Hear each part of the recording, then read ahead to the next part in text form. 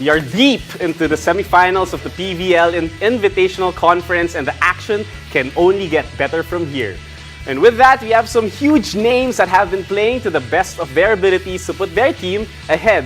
Let's take a look at the standouts of the Invitationals with volleyball analyst Noreen Go. Good evening, Noreen. Always a pleasure to have you on the show. Excited to be here as usual. Yeah, I know. And Noreen, can I just say, I just want to welcome Jet back. I know, I heard. Yeah, I mean, like, you're here a lot, Noreen. Pero having Jet here, grabe, himala. Let's talk first about those strikers here that really have been shining. In particular, Tots Carlos and Creamline. I had a few questions or was wondering whether or not Eliza Valdez would take up more of the scoring cudgel, maybe take off some of the load from Tots Carlos. But then Tots has just been finding ways to pile on the points with all the help that she's getting. So Creamline just look a lot more dangerous. Creamline is, I would agree with you, Creamline is dangerous because their players are steady. I mean, you talked about Tots Carlos. She's just been a consistent one. Yes, Eliza Valdez is slowly but surely coming back, so pretty excited for her fans. She's been playing so well, and you know, even to Coach Sherwin, he's not surprised because she's playing well. No? And can you imagine how Creamline will even be if Eliza plays her normal game, injury-free, healthy? But back to Tots Carlos, she has just been focused. She has MVP caliber, and she's bringing that game in, game out. Let me talk about Tots Carlos, but another player who has been performing well, scoring a lot of points, is Ces Molina. What can you say about her? Your impressions on her game so far? Ces Molina, actually, I was looking at some numbers after the games. She has been top scoring in a lot of games, although it's very tight. You know, I don't think they can make it to the finals because it seems like Creamline is undefeated, and the Japanese team also undefeated. So they are the heavy favorites to make it to the finals. But it's really not how you start, it's how you end it. We always say Ces Molina, like Tots Carlos, has been the constant one. And we're hoping, you know, I mean, she is a veteran in her squad, but we're hoping in future conferences, maybe she can lead her team to a finals appearance. What is different about Ces this time around? Because, again, there are times wherein maybe she isn't shining as much as we expect her to, or someone else does for Signal. But what is different as of late that we are suddenly seeing her pop up? Oh, could you ask that? I mean, it did come to mind when you talk about Ces Molina. It's like she embraced her role because when she joined the team, you have players like Takis, Meneses. No, they're already there. So she was just playing her game. But right now, she knows she's the go-to player. She's embracing that role and the responsibility. So she's playing well, and we're just excited about this Signal squad. Going from one end to the other end, I think we talked about this off-air, some skill sets that you wanted to highlight. From offense to defense, you know, one of the players that has been playing great defense is Ced Domingo. Yeah. So what do you see in how she's able to play at this high level?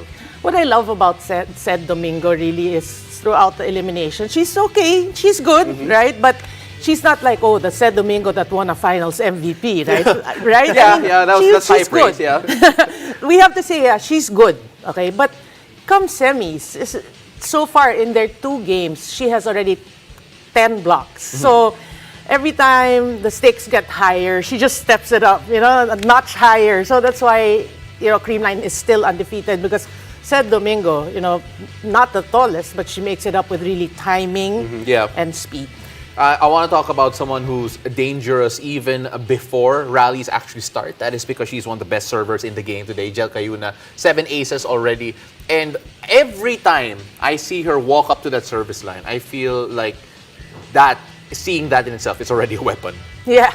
I mean, we always say the setters are always the better servers. And Jel Cayuna is showing us that. And again, you know, she is a setter, but she's doing it in all aspects. I even saw, not just in serving, not just in setting, but blocking. She has tallied 2 blocks already. Yes. And she's only, I think, setter who has 2 blocks. So, all-around game for Jel Cayuna. It looks like for me, although they might not make it to the finals, MVP numbers for Jel Cayuna. And one player who has excelled in setting is Gia de Guzman. Oh yeah. Oh yeah, she's pretty good. Next topic. But again, we've said it so many times already. It feels like this girl, when she is sticking, Creamline just look that much better. And at the same time, it feels like she's almost ageless in the way that she approaches her work. Like there's no dip in the quality of the way that she sets.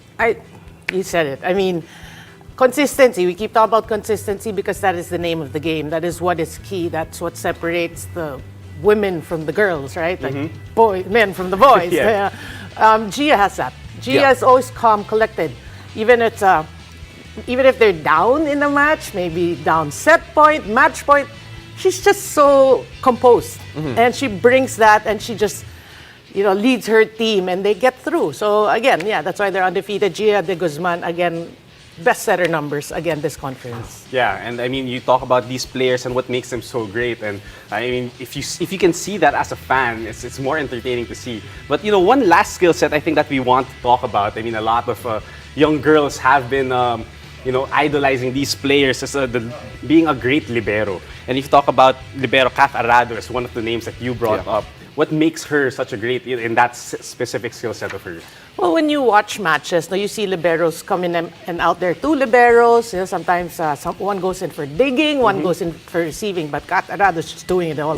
Yeah. I'm looking at the numbers. She's tops in receiving, tops in digging. So all around, I mean, when she's in the back, she's just manning the court, the floor defense so well. So for PLDT, on the side, they're just hoping that will translate to more offense, to more wins. She's consistently been one of the best liberos in the country for a while now, and I'm glad to see her shining still here with PLDT.